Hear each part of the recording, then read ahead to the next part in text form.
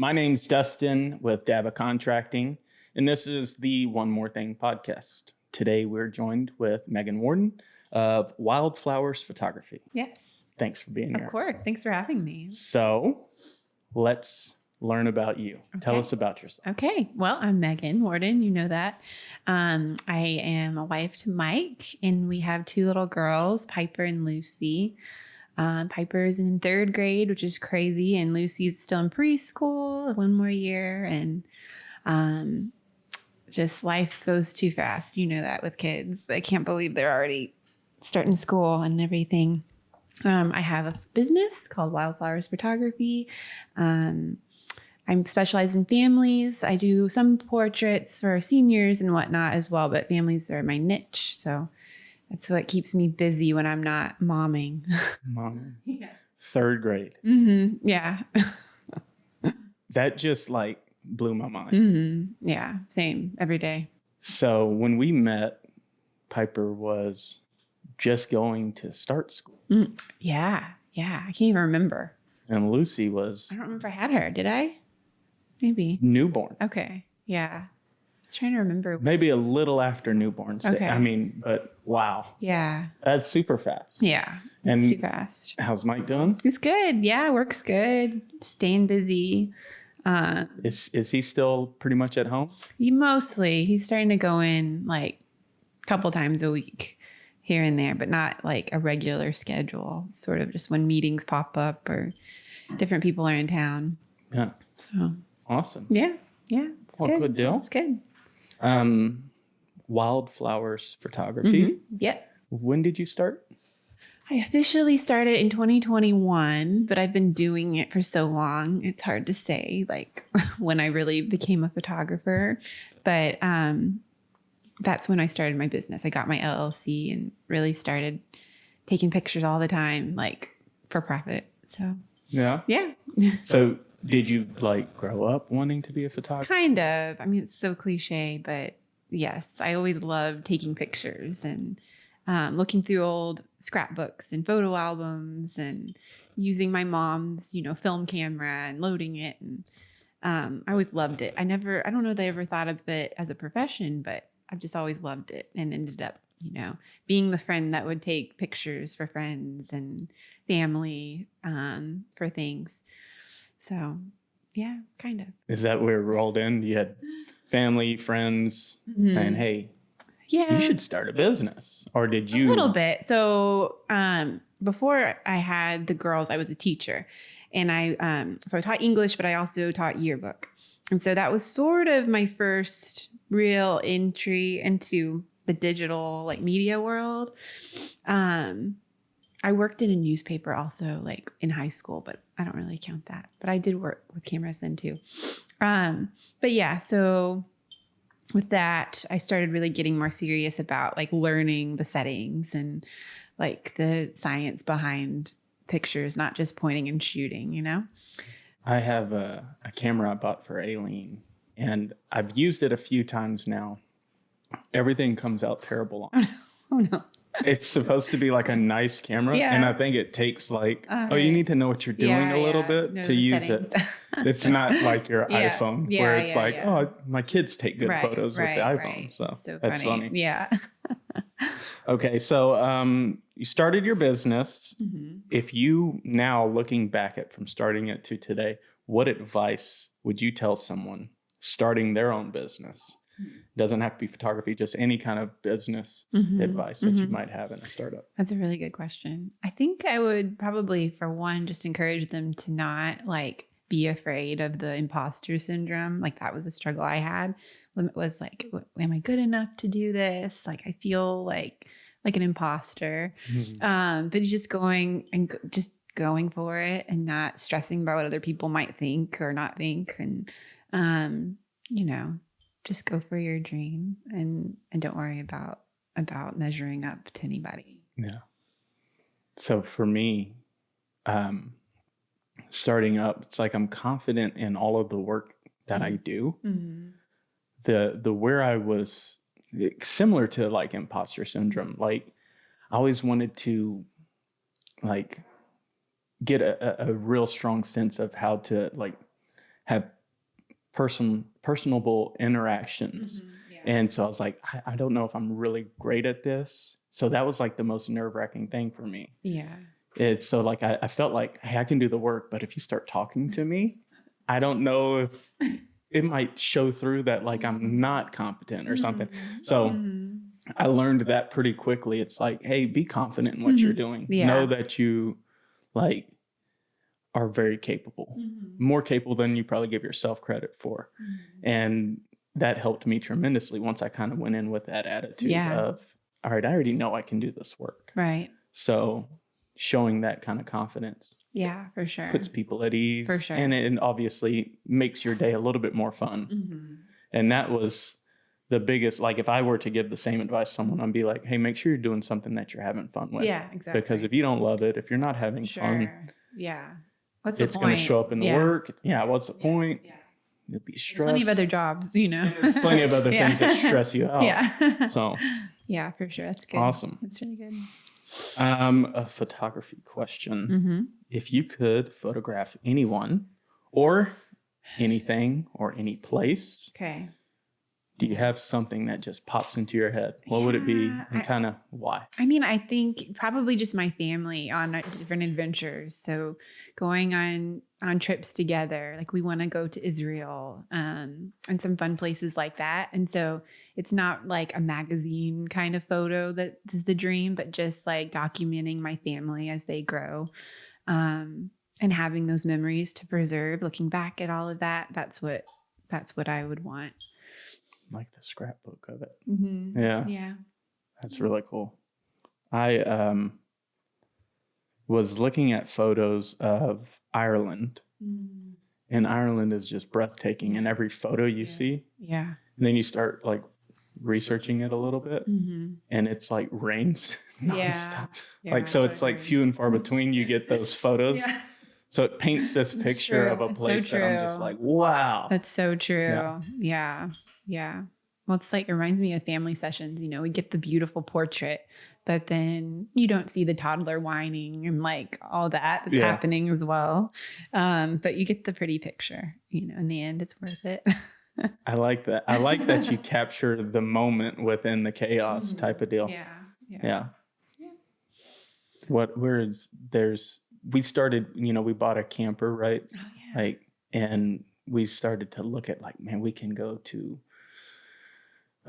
California, like we can go anywhere with this thing and like see some really cool national parks. It's funny that you can look up like best parks of Texas and places to travel to. And I was like, there's like 40, 50 different places that we've never been to that are literally 2 hours away. I know. It's crazy. So we live in a really cool place. Yeah. We're thinking about going to Big Bend actually soon. Kind of off topic. I've heard that's awesome. Never been. Big Bend is like a 7.5 hour drive from here. Yeah, it's a little farther, but Lucy might not like it. Yeah, she would. Should be okay. We were thinking just us. Maybe we would go. Leave the kids. Even better. Yeah. It's just awesome that Texas has all these things that we don't even have to leave the state, right? Right. Your favorite thing about photography? Yeah, it's giving families these memories to cherish, you know, their kids. Babies don't keep, they grow so fast, and even just month to month and year to year, having those tangible things to remember those moments by. So like the way a little boy might hold his mom's hand, or little girl runs to her daddy's arms, like things like that. I love being able to document those things for people to have. Yeah. Wow. You know, I was think about my line of work and what's my favorite thing. Like I always want people to be in love with what's finished. Yeah. Like if it's their kitchen, if it's their home, like living room, whatever it may be. I always like try to put myself in the perspective of whenever I'm gone, like I want you to love this space. Yeah. Like I don't want to make anything that is like, I wish we would have done this a little different or whatever. So kind of similar to that. Yeah. Like to capture that memory and be able to kind of live in, I'm really happy with how this turned out. Right. Yes.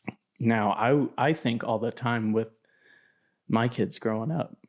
Like, so Brecken, we did a ton of photos with, right? First baby. Yeah, right. We got an album. Yep. We shared it all, a ton of them on our phones. And then Amelia, I'm like, do we even take pictures of her? I know. She just happens to be in them. Yeah. And so there's all of these moments that happen sometimes that, like, I'm like, man, every time I walk in the room, she's pumped. She runs to me, grabs me, and I'm like, that's going to stop one day. Yeah. There's going to be a last time that I pick this kid up. Kills me. Yeah. Yeah, I know. So to look at photos and remember that and kind of have that nostalgia option down the road. Love it. Yeah. Yeah, for sure. So Daba actually did some work for you and your family. Yes. It's one of our earlier projects. Yes. Oh, we love. Okay, so the office we obviously use daily. It's been a lifesaver for Mike working from home. It turned out so beautifully with those doors. We always get compliments on those. Yeah.